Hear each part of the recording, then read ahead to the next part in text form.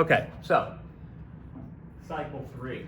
Cycle three, guys, is our persuasive / argument unit. And as I said a few minutes ago, it's arguably get the pun.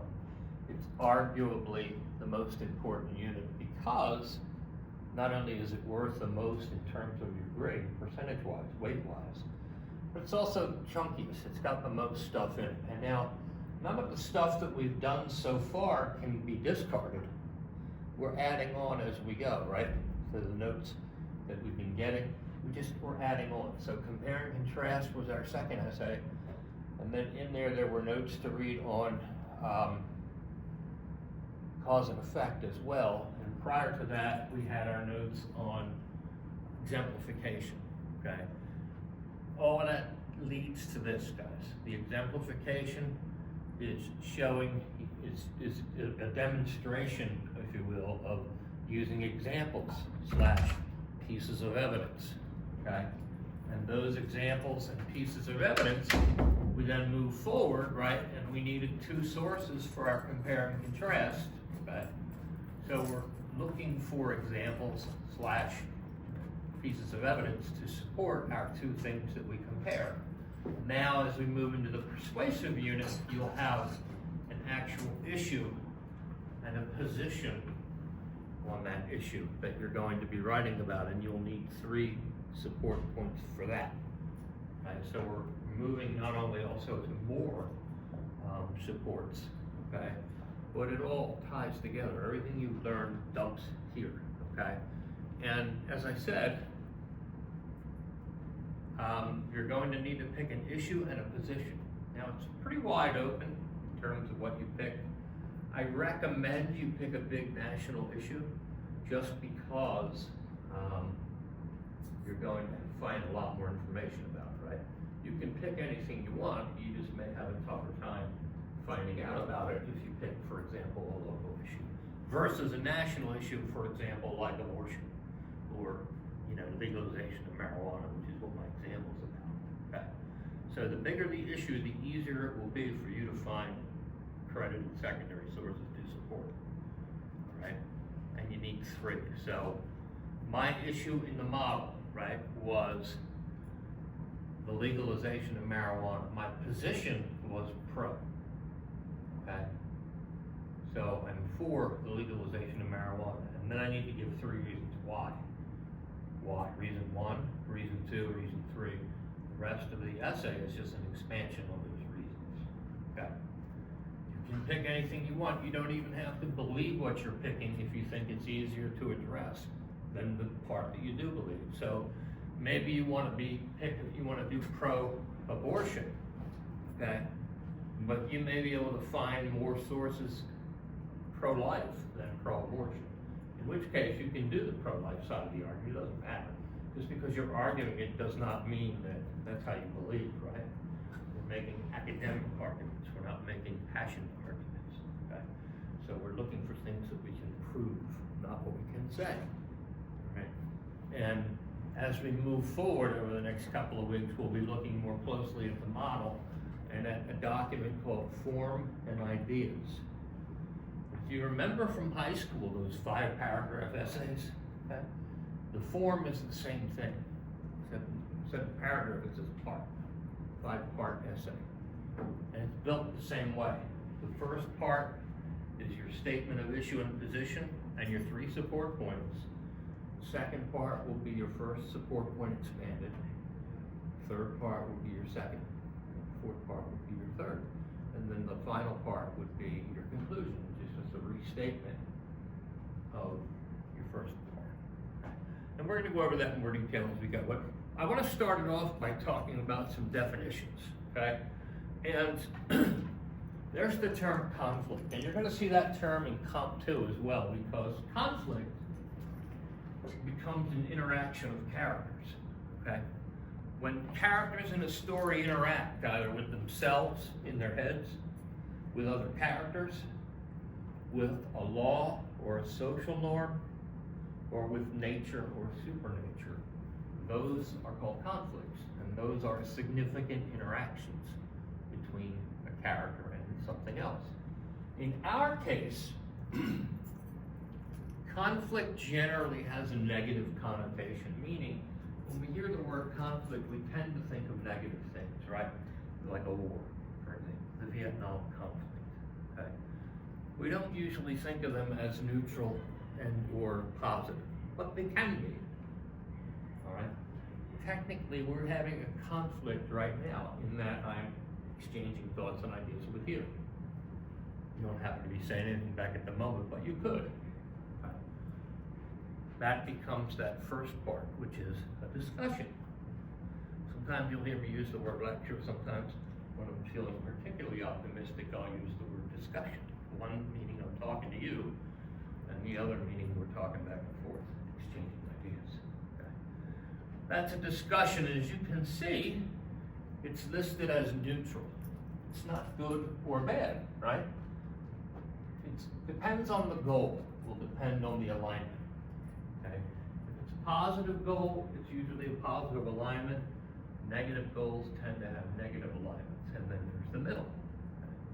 Okay? A discussion is neutral in that the goal is just an exchange of thoughts and ideas. So I'm telling you stuff, and maybe it sparks something in your head about an instance that you can use to talk about what we're talking about. So you, hey, by the way, blah, blah, blah, you tell me something, okay? We're having a discussion. It's not negative, it's not positive. We're exchanging thoughts and ideas, okay? Now, let's say I'm exchanging thoughts and ideas with you and you hear something you don't agree with. Raise your hand, Dr. Caddy, blah, blah, blah, I disagree. Okay, you disagree, that's good. And then we move on. Okay. So again, it's not good or bad, right? What happened? We were having a discussion, it was neutral, and then we just happened to disagree, that's all. It's not good or bad, it's where we go beyond that could become good or bad, okay? But at the moment, it's neutral, okay? The discussion turned into a disagreement. Now, let's say it's more than a disagreement on your part. Let's say you need to convince me that you're correct. And so you try to convince me via evidence, whatever evidence you might have, that you're right and I'm wrong, okay? Now, we've taken the next step. We've taken the discussion that turned into a disagreement, and now it's turning into an argument, okay? And from our perspective, guys, you hear these two words interchanged quite a lot, arguing and fighting, and most times when we use those words, we're not using them correctly, okay? When you have an argument, it's simply a discussion, it's a disagreement where not only does one party disagree, but they feel the need to prove their point via evidence, via some form of convincing, okay? That's what an argument is, okay? It's generally to convince or, and there's the big word, persuade. Right? That's why we're called persuasive essay and or argument essay. It can be destructive or productive. It depends. What's the goal? Depends. Now, if it turns into the next thing, that's destructive. If it turns into a fight, that's destructive because the goal of a fight is to hurt. Okay? So the second that argument turns nasty, the argument's over. Because let's face it, you're never going to convince me of anything if you call me a nasty name. And vice versa. We've all been in fights. We know what that's like. Because what happens when you're in a fight? What happens to your body? It gets stressed, right? The stress comes in. The fight or flight reflexes start kicking in. Your blood pressure rises. Your stomach gets butterflies as your body prepares to either run or fight. It's instinct. It's hardwired. Okay. And that's what happens physiologically when we hit the fighting part. It's very, very hard to back off from a fighting stance without counting to 10 or taking time, okay? You want to get away from reaction is the key, right? If you're arguing and you're reacting, well, your emotions are kicking in at that point. And generally speaking, we don't argue well from an emotional perspective, guys. We all have emotions as humans. We all have logic as humans. Okay? But the logic part is more reliable because not everybody reacts and responds to emotions the same. Something that might make me angry might make you not angry. Something that might make you laugh might make me sad. Something that makes me cry might make you not do anything, right? You've seen it. You've seen people, for example, at a funeral who will laugh. They're in the back laughing. You know, what are you laughing about? Well, sometimes people can't control their emotional response. It happens. Now there is a disease where that has a huge role, but I'm talking about just normal emotions. Sometimes, you know, when you're told not to laugh, the hardest thing in the world to do is not to laugh, right? So, the emotional side is a little bit too sketchy to use as a base of an argument. We want to use logic because logic is hard. It's more objective and it's harder to argue with logic, right? Because it's logical. Okay. When we craft an argument, we want to craft 95% of that out of logic, meaning evidence, and the other 5% will be the emotion stuff and the credibility stuff. Okay. It's like seasoning. 95% of the stew is logic, and then 5% seasoning is the emotions and the credibility, right? So when you make something like a stew, you're not going to make it 95% salt, and then the rest stew, right? Because that would be disgusting, okay? And the same thing, okay? So you want to argue from a point of logic because it's objective versus subjective. So let's look at these categories in more detail with some cheesy drawings and examples. I always like cheesy drawings and examples. I didn't draw this one. So most conversations can be put into one of 4 categories: discussion, disagreement, argument, fight. So let's look at Roberta and Kathy and see what's going on in their world. Okay. Kathy says, "Hello, Roberta. How have things been going?" Roberta says, "Fine. I wish it would rain. My petunias are nearly all dried up. There isn't supposed to be any rain today. The extended forecast said we'd have rain later in this week." And then that's it, and they leave. So what are they doing? They're having a discussion, right? Very polite, right? Very to the point. Nobody's mad, nobody's trying to convince anybody of anything, nobody's calling anybody names, they're just exchanging thoughts and ideas. They're not even really disagreeing. It's a discussion. Kathy and Roberta are sharing information, but both might not have the same information, but at least they agree with one another in principle. Now let's take it to the next step, which is a disagreement. So she says, "The extended forecast said we'd have rain later in this week." "Oh, I hope so. Where'd you hear it was going to rain?" "It was on the Weather Channel. I always watch the Weather Channel for my weather." "Really? I prefer AccuWeather." What happened? They don't agree anymore, do they? They disagree. One likes the Weather Channel, one likes AccuWeather. They don't feel the need to convince anybody of anything. They don't feel the need to yell and scream at each other yet. They just disagree, that's all. They could leave at this moment and nothing would be different. It would just be, okay, you have your point of view, I have my point of view, and together we go, right? So it's the disagreement. Notice the hands are on the swords, but the swords are not drawn. Now Roberta has a difference of opinion with Kathy. Roberta likes AccuWeather better than the Weather Channel. They're still having a discussion, but now they disagree. However, neither feels that she needs to convince the other. They walk away and that's that. It's a footnote. Let's make them argue. So we wrap the discussion, the disagreement up with, really, I prefer AccuWeather. I think the Weather Channel is more accurate. Seems to me like every time they predict a storm, it happens.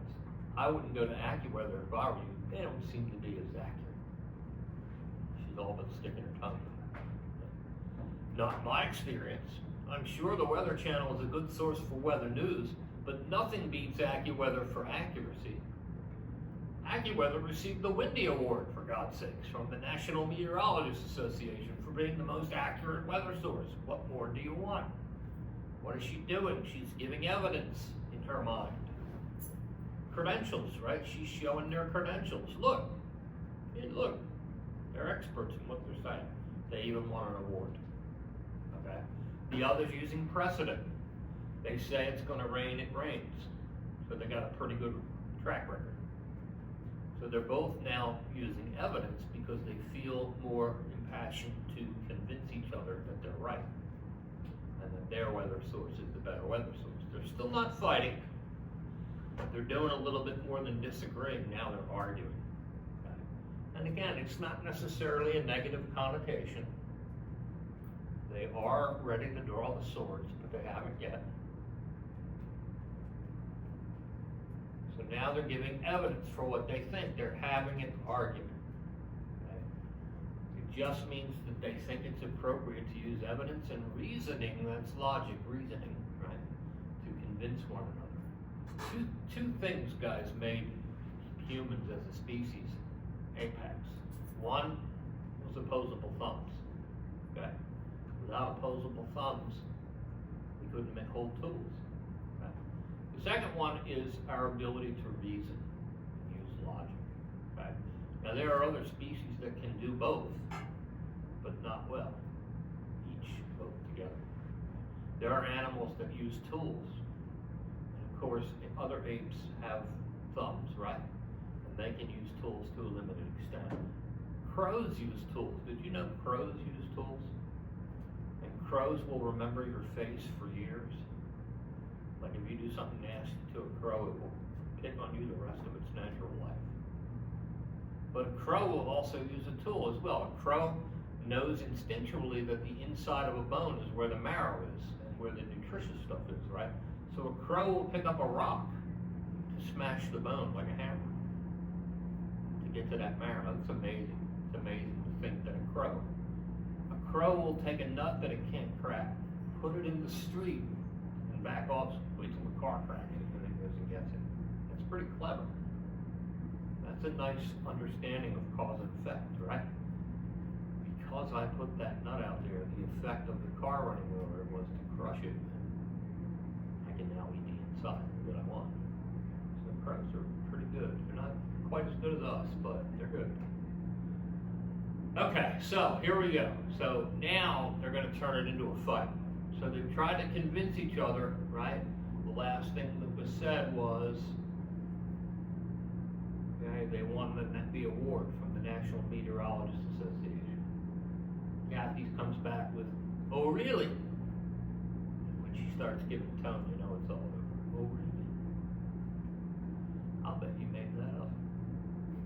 I'll bet there's no such thing as the Meteorologists Association. I didn't make it up. What are you insinuating? You're always making things up to sound smart. You ask me, you haven't said a true word in years. At least I'm not a little hen-tucking gossip like you. I'll take my hat and leave. I hope your petunias shrivel up and get eaten by striped cucumber beetles. I guess that's bad. So what's going on? The swords are drawn, the hats are off, the swords are now crossed. They're having a fight, metaphorically speaking. This is the type of conversation that's almost never appropriate. They aren't talking about where to go for the forecast anymore. They are attacking and insulting each other. Kathy is calling Roberta a liar, and Roberta is calling Kathy a gossip. Okay? Both nasty insinuations.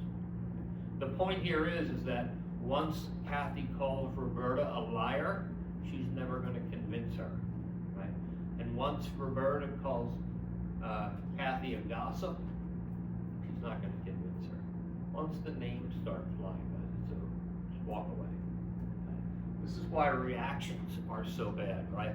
I don't know about you, but my reactions are very bad, right? So if you tell me something, you want to do it in such a way that there's like an hour between the time you have to talk to me and the time you tell me. Otherwise, you're going to see my reaction.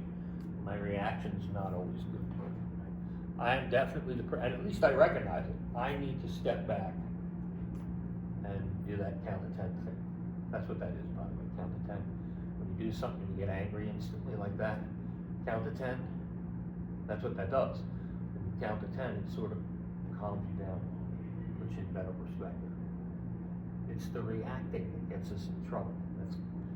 You see it all the time. For example, road rage. That's reacting. That's nothing but reacting. There's no logical thought behind road rage. Somebody cuts you off, and you immediately blood starts to boil, and you start screaming out the window, blah blah blah. That's road rage. You're not even arguing. You're not discussing. You're not disagreeing. You went immediately to fight. Road rage, because your emotions overrode everything. Once your emotions override, guys, it's done. Okay? You need to walk away until you calm down. Emotions don't make for a good argument. They're very unpredictable. We all have them, but again, they're very unpredictable. We want to break it to logic to make it make sense, because that's the only place you're going to win arguments at. Okay? Emotions can be very unreliable, and they can also be very hurtful. As we all know, we've all been in fights, and we know what that's like. Okay? So what about terms of appropriateness? So when is it appropriate to discuss, to disagree, to argue? Depends. Right? This is very much a cultural thing. Okay? You might be in a culture where it's okay to do any one of those four things at any given time, with anybody. It might be okay to talk to someone about something. It might be okay to disagree. It might be okay to argue. It might be okay to fight with them. Some situations can be conducive to that, and some cultures can be conducive to that. Other cultures, not so much. This is America. We have a lot of rights. We have a lot more rights than a lot of places have. For example, the First Amendment, which in a nutshell, among other things, breaks down to quote-unquote freedom of speech. Can anybody think of any situation in America where we don't have freedom of speech?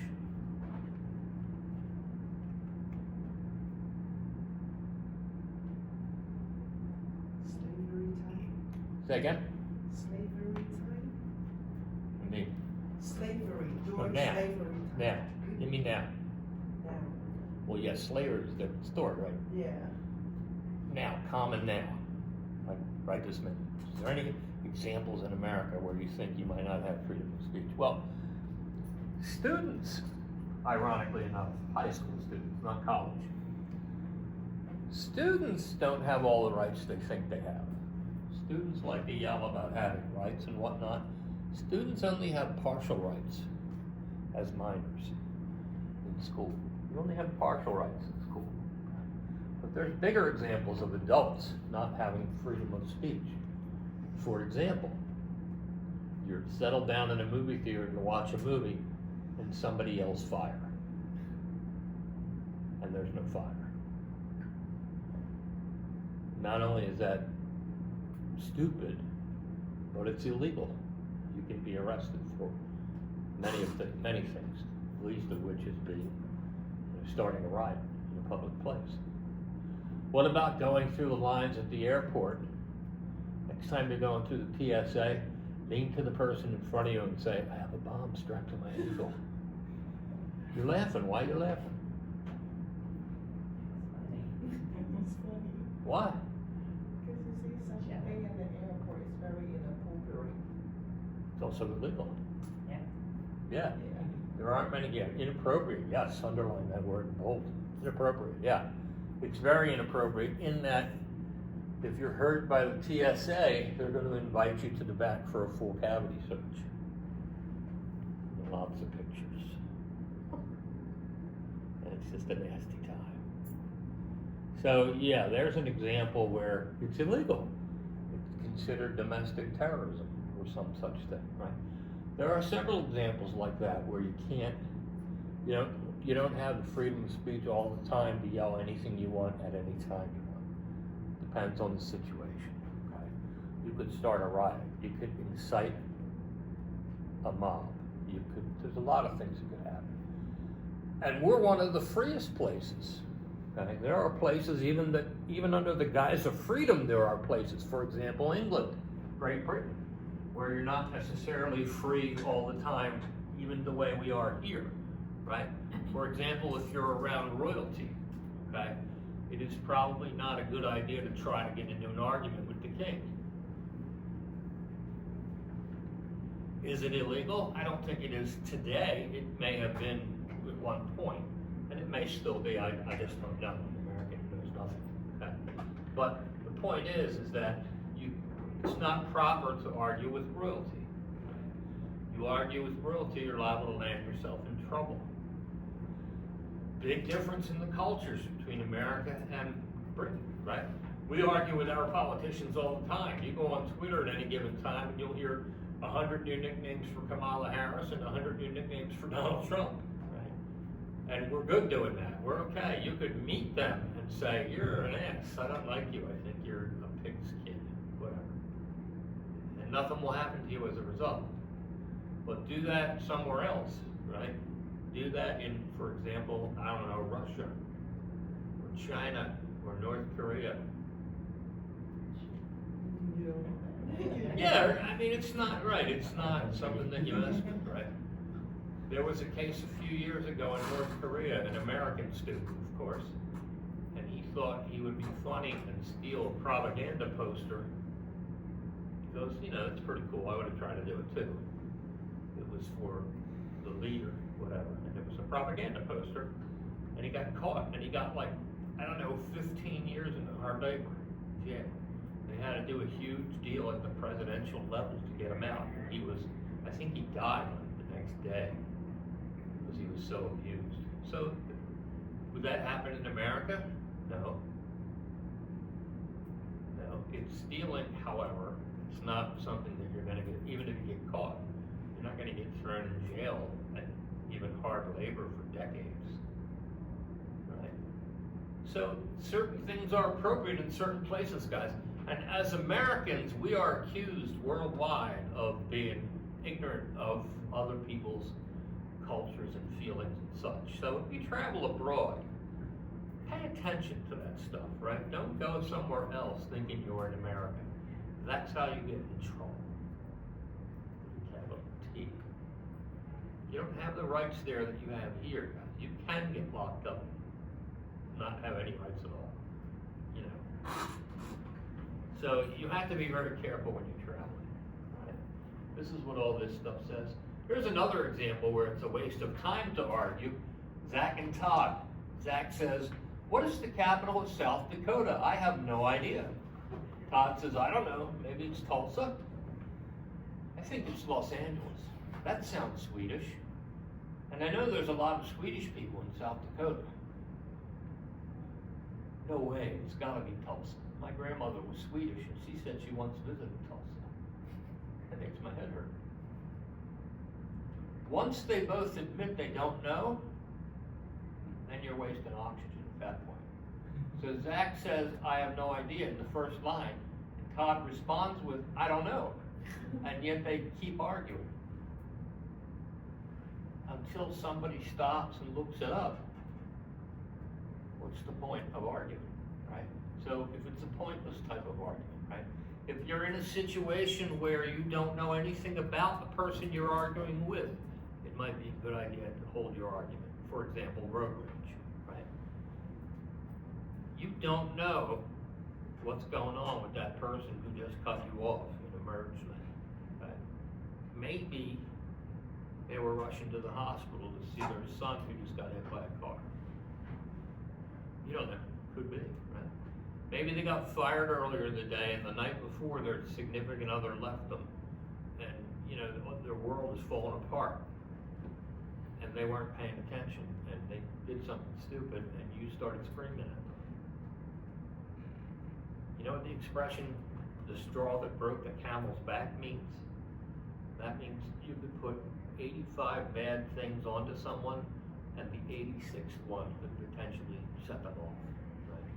So you might do something or say something that under normal circumstances would pass and would be fine, but that one time was enough to set somebody off. And what's more, you don't know what they're carrying below shoulder level, right? So you're screaming at somebody through an open window, and they could have a gun in their lap. They do in a lot of cases these days. You hear all kinds of things about shootings and road rage and all that stuff, right? So you're going to be screaming at them, justifiably so, maybe, and they're going to be like, "That's it, I can't take this." Bam. Now what do? Bleed? Probably not screaming. So, and this is what I said earlier, guys, that whole count to 10 thing, that whole take a breath thing. The reason we do that is because we want to try to circumvent the fight or flight instinct that's hardwired into our brains. Right? It is perfectly normal to go off. And the reason it's perfectly normal is because back in the day, and I'm talking caveman days, okay, you'd be walking through the forest and you're walking along and you're very attuned to what's going on around you, and you hear a twig snap relatively close to you, okay? So you hear a twig snap and you're in the forest, your first reaction is going to be to jump. It startles you. Just like today, you're walking across the street and you're not aware of the situation, and all of a sudden somebody's blaring their horn at you. Well, you startle, hopefully. You're supposed to startle. In that woods thing, you startle because you don't have time to use logic. So what happens is your brain circumvents the logic and goes right to the emotion, which in that case, right, if you were to use logic and think, I just heard a twig snap, and I know these are big twigs, so I know whatever stepped on that is heavier than I am, because I didn't snap it. And I know that anything that's heavier than me in this forest has teeth and claws and is going to eat me. By the time I'm a quarter of the way into that thought, right as it may be, I'm dinner. You don't have time to make those thoughts, right? You don't have time to make those connections. All you have time to do is startle. And when you startle and jump, that jump could pull you out of the snapping jaws just by jumping, right? That's what it's for. You jump, and right where your body was 2 seconds ago is a set of snapping jaws that, had you not jumped, would have snapped at you. Right? So there is a purpose behind that anger and that fight or flight. In most cases today, it's outmoded.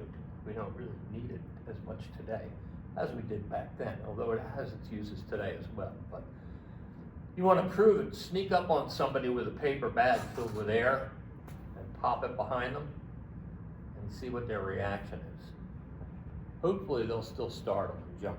Hopefully they won't turn around and punch you in the forehead, because people don't like to be startled like that. Because when that happens, your adrenaline kicks up, your blood pressure kicks up, your body is preparing itself physically to run or fight. That's what the fight or flight instinct is, okay? So we want to try to stay away from that reaction stuff as much as we can in today's world, guys, because it's not necessary like it once was. And for you to react that way, again, you don't know what that person is thinking, going through, having been through, anything about that person. And you could be the final straw that breaks that camel's back, and you don't want to be in that position, because that's how you get hurt. Okay? So that whole thing about count to 10 is real. Okay? When you have a situation that you see is pushing your buttons, it's incumbent upon you to get yourself out of that situation, guys. One of the ways we can do that is say, excuse me, I have to go to the restroom. Or you can just back up, close your eyes, and count to 10. Okay? Whatever can bring you down a little bit from that emotional response is a good thing to do. And that's what most of this is talking about. Okay? You can read that in more detail at your leisure, but essentially, guys, that is part one of our persuasion and argument. Knowing the difference between the pieces of it, the different pieces of it.